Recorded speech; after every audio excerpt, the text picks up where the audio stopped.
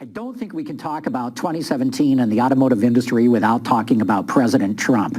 Boy, this guy looks like he could be disrupting what's going on in the industry with his push to maybe blow up NAFTA, with freezing fuel economy standards from 2022 onwards, and maybe even getting rid of the safety regulation, what they call vehicle-to-vehicle communication. The effects of any kind of pullback on regulation by the Trump administration are going to be limited by what the auto companies, the global automakers, have done already in terms of the V2V communication. They've invested a lot of money in that.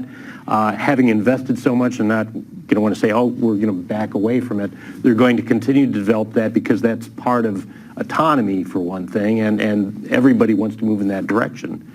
As far as fuel economy or emission standards, it will give them a little more leeway. Automakers don't like governments telling them what to do, but they also have to deal with the Chinese government. GM no longer has to deal with the EU, but there are still these global considerations that, you don't want the car you build for the U.S. market to be that much different than the one you build for the Chinese market.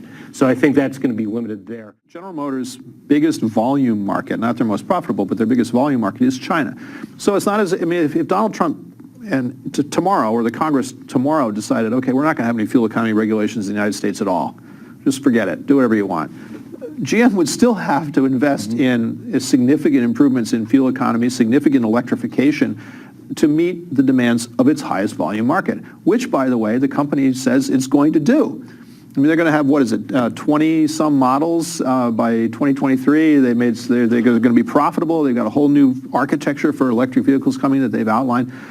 So they're not going to pull away from these investments. They can't, because China is going to drive it, even if the United States does not. Yeah, and if it's not China, it's elsewhere in the world where gasoline prices are far higher than they are in the U.S.